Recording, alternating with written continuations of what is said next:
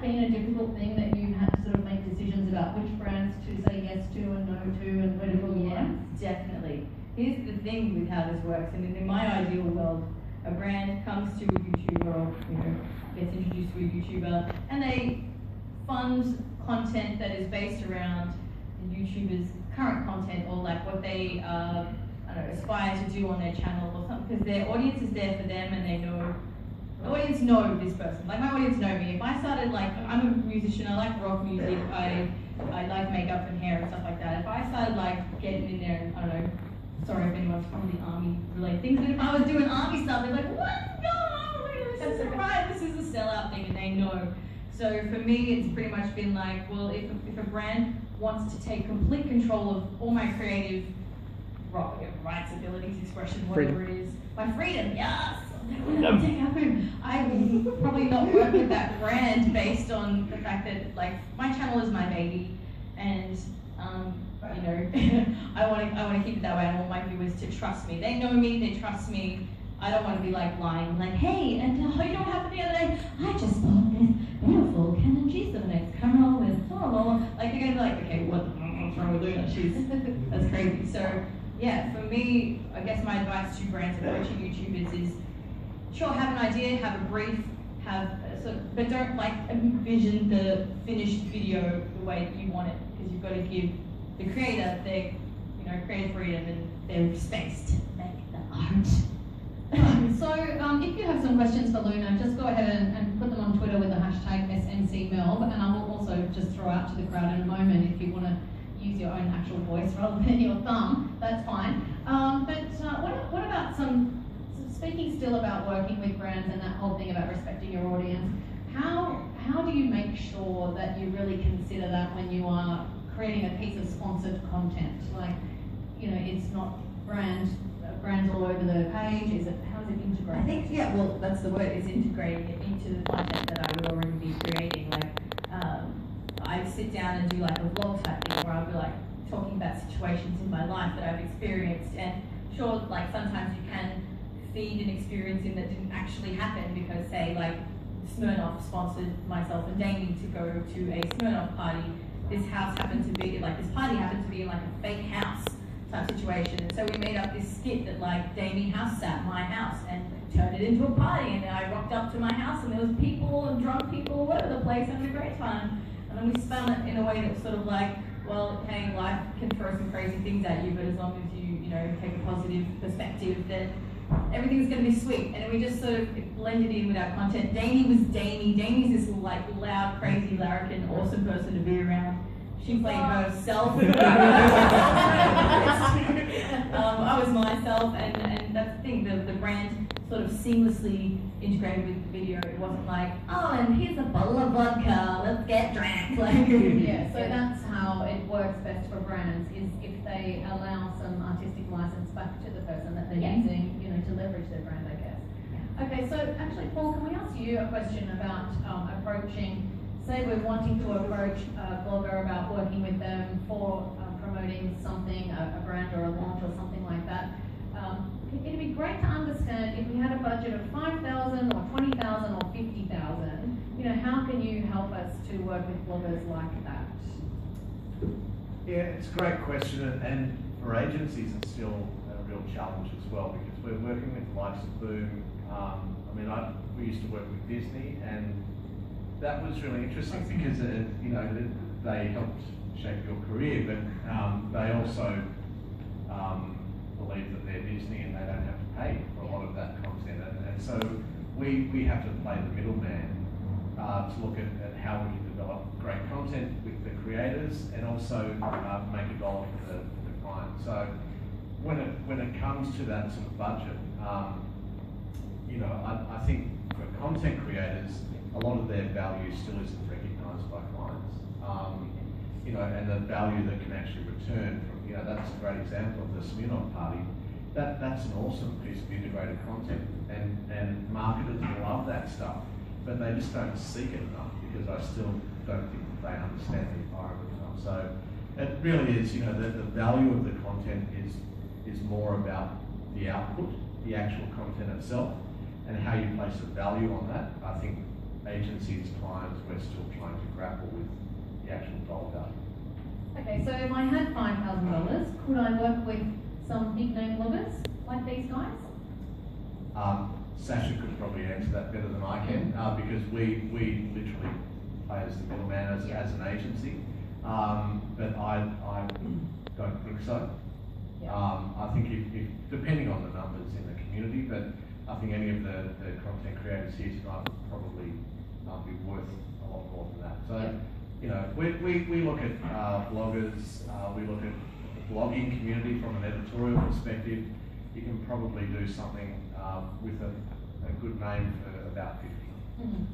Okay, and in that case, would it be, from what you've seen from the campaigns that you've seen, is it usually one blogger that brands will be working with, or is it that come to, say, Boom, for example, and Boom will help them to work with 5, 6 bloggers across whatever category it is? Yeah, most brands want multiple bloggers or bloggers to work on their campaign, just so that there's safety in numbers, really.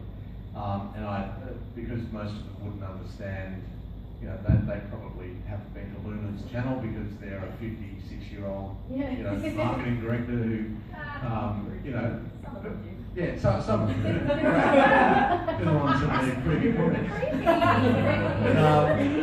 I do tell my kids that YouTube comments are where hell lives. Yeah. They're not allowed to go in the comments. No, that's a good idea. Yeah. YouTube comments generally aren't nice. No. Okay, all right, so let's open up to any questions from the floor now, actually, as well. Are there any of you that are thinking of creating video or thinking of starting to add video into your brand? So it might not necessarily be how can we work with bloggers, but it might be we're thinking of creating a video channel for our business. Have you got any tips and that sort of thing? Any questions? Yes, Sean. I've got a question just on how the advertising laws are catching up to new media. I mean, you've seen the whole, you know, the sneakers videos and then getting in a bit of trouble but getting off. Like, where is that line? Is it a bit of a grey line? How do both, you know, you as content pitching and then YouTube, how do you see that line of saying, hey guys, this is cool content, it's an ad, and playing in that space? I can tell you from my perspective, as someone has to put brands in my videos, that I do have to put in the description, like a disclaimer that says something along the lines of, you know, this is a sponsored campaign for said brand, but all views are, you know, all views expressed are my own, or something like that, just a disclaimer to let people know. But I don't know if there's anything you want to add. We had an interesting case where a therapeutic company wanted to use a blogger, and then they sent us. What do you mean therapeutic? Well, what is that? Chemicals? Like, what do you mean therapeutic? well, it might be vitamins or cosmetics or something that has to comply with a lot of laws, and they basically sent us all the terms and conditions that the blogger had to put into their article, and obviously it was just like, go away. You know, there is a line. It is great, but I think that, you know, for the content creators, they need to really protect their brand and their community. For brands, they often do want to take advantage of that, but their demand on the content creators is often quite unreasonable.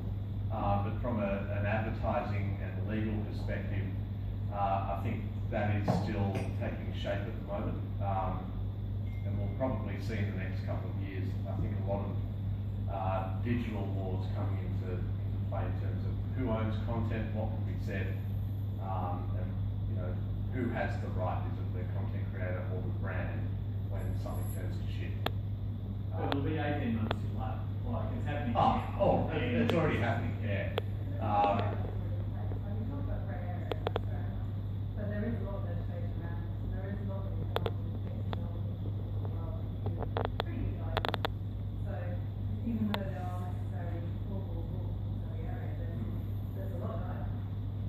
The rules of engagement are pretty clear, and every platform has its own guidelines, and they typically are the rules that we all have to play by. So yeah, absolutely, there is guidelines in place, but there are examples of where brands are still unsure about where liability exists on their side or whether it's the creator.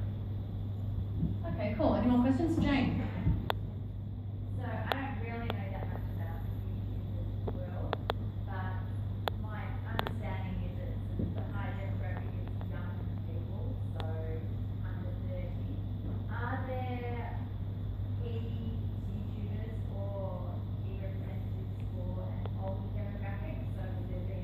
I'm talking like over 50. So, Oh, no, I'm not that old. There's a demographic where somebody's talking about kitchen plans Or knitting with Jane. Well, Jane has a say- fabulous new channel coming young up. people. But knitting pattern. I know for a fact that my mum, who is, yes, in the age bracket, who watches a bunch of people who do tutorials on scrapbooking, yes, knitting. It's mostly in the tutorial side of things. People aren't gonna like watch, I don't know, I know that the younger audience isn't gonna watch someone talk about their day-to-day lives that they can't relate to, but maybe as, you know, the older generations are, I don't mean to be like, oh, old people don't know stuff about technology. I know they do it, they are getting more integrated in it. My mum's like all over it and, you know, everyone's all into it now, but it does exist, it's just you have to find it, and I think the thing is trying to, you know, say, like for me, I say, hey mum, you know you can look up scrapbook tutorials on YouTube, and as soon as I told her that, she was off and running, she comes back to me like, look what I learned today, la la la. I'm like, look at all these people, and they were, yeah, in that age bracket. Is that already with your mother? I just put on a weird voice when I broke up an older woman. So would there be like a celebrity older demographic? Would there be a celebrity? Well, see, Would you be able to name somebody? I wouldn't be able to, but I'll call my mum and be like, hey, what's that scrapbooking lady? So it's very much still in that young demographic band. But it's Google driven. Like if someone looks up, how do I do this? They end up on There's YouTube. tutorials that I'm just saying there's like there's a difference between a YouTuber. So my dad, who's 60 something, I really should know. It's like he watches woodworking videos Yeah. on YouTube all the time, Yeah. as much as my son is watching gaming walkthroughs and comedians on YouTube. Completely different demographics, but once they find their niche, that's what they can choose. So I think in terms of the personality, Yeah, so it kind of starts to go to Facebook, Google, YouTube, and they all say some of the biggest pages of the internet, so there's going to be separation by numbers. I think to your question though, I think there is a huge opportunity that isn't being taken advantage of. And if you've got an idea, That's you've it. got 50 plus, If you can't find it, make it. then go for it because YouTube. I think from a, Please look up what Jane knits. There you go, there's a little promo, Jane. and there's plenty of opportunities for brands to get on board with that because they're, you know, my dad is an ardent, he just believes that Facebook is bullshit, but he finds out about stuff that I'm posting somehow, and it's from him maybe just having a little sneak at, you know, at night time. So, you know, the audience is there, and it's one of the highest growing audiences, demographics on social media, across various channels, but yeah. So whatever you're doing, keep going with it because there's a gold mine that hasn't really been tapped yet. Any more questions?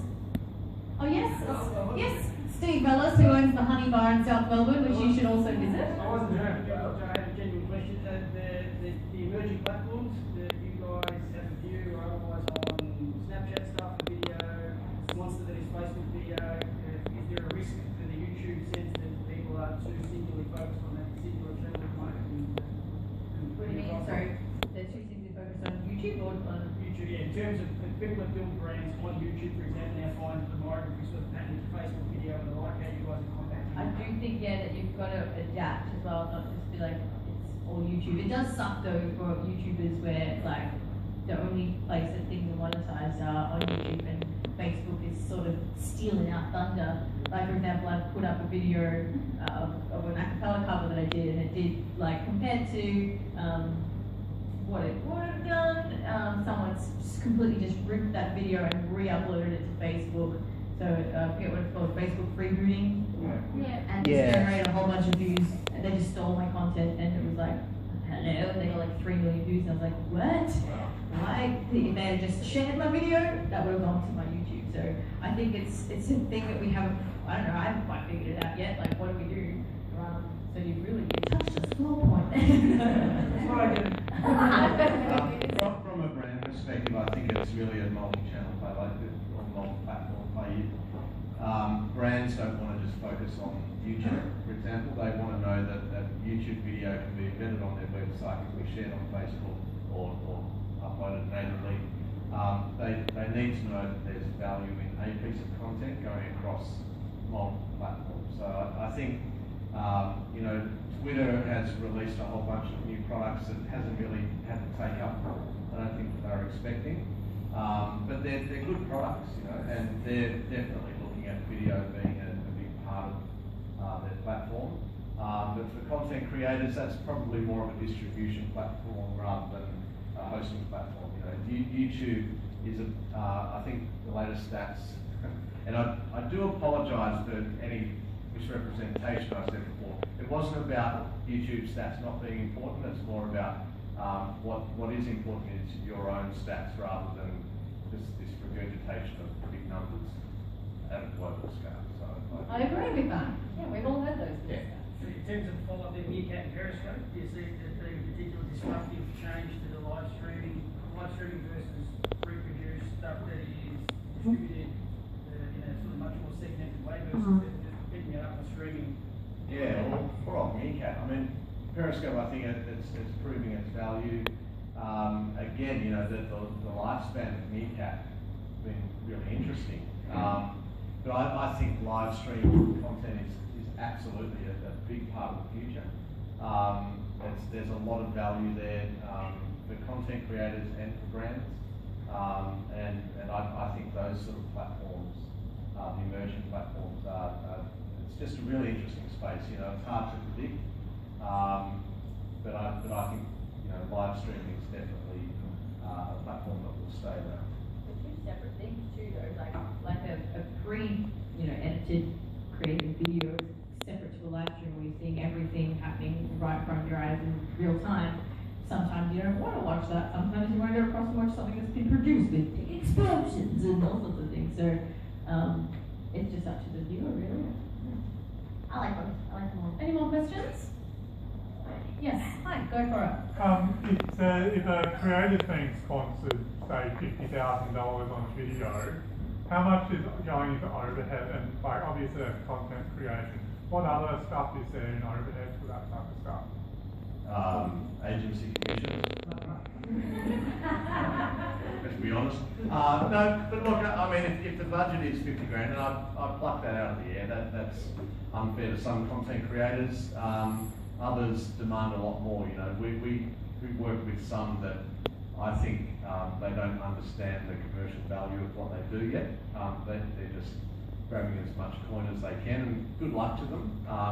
But there is a little bit of commercial nous that needs to happen, and that's where agents and the likes of Boom can actually play a really important part in that. But you know, a 50 grand spend from a client that's sponsoring some content creation, most of that money will go to the content creation, because you know, unless the content works, there's no point in amplifying it or putting budget around it. Okay, so we're going to wrap up. Back to you, Ms. Louna. What is happening in the future for you? What are you working on next? Say the next. The music. I'm working on songwriting for My first ever EP.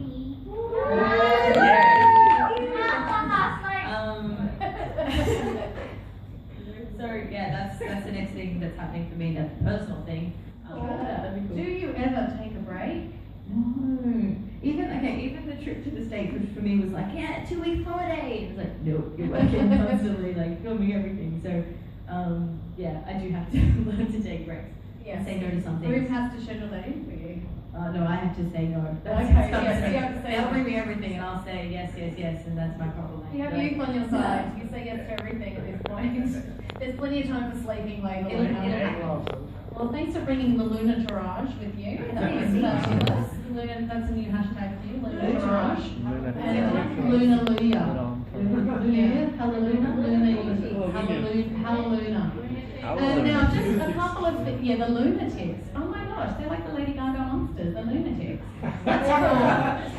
Now Dami has actually fabulously agreed, I put her on the spot, she's agreed to go sit up at the top of the stairs there and do what she was doing before she came here, which was busking. And if you would like to just leave some money for Nepal, then she's actually going to help us to raise money for Nepal tonight. So on your way out the door, so up you go, miss. Off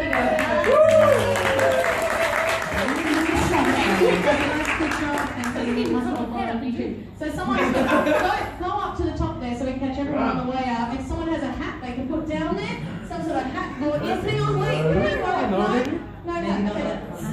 will put something over there like an ice bucket, so we can put fabulous, yeah, a beer tray. Let me say thank you to our fabulous guests. You drink responsibly, aren't you? And there you go, sir. But before, yes, you know, yes, just talk amongst ourselves while she prepares her fabulousness. Jump onto, if you go to the tweet stream now, I just posted the link to our Facebook group. So we've got the Facebook page, that's fine. But in the Facebook group, we have quite vibrant discussions about what's happening in the social media community in Melbourne. So you'll find the link on the Facebook page or on Twitter right now and join the group for sure.